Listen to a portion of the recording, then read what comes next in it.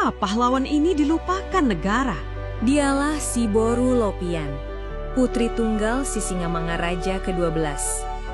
Seorang gadis Batak yang sejak remaja meninggalkan kenyamanan demi ikut berjuang melawan Belanda.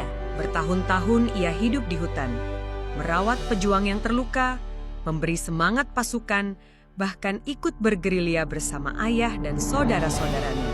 Tahun 1907, saat pengepungan Belanda di Sionom Hudon, Boru Lopian terkena tembakan. Ada yang menyebut ia ditawan, disiksa, lalu dibunuh. Kisah gugurnya masih menyisakan misteri. Boru Lopian bukan hanya putri raja. Ia simbol keberanian perempuan Batak, pelopor pejuang wanita Nusantara. Tapi hingga kini, namanya belum diakui sebagai pahlawan nasional. Kalau Cut Nyak Dien dikenang, kenapa Si Boru Lopian dilupakan?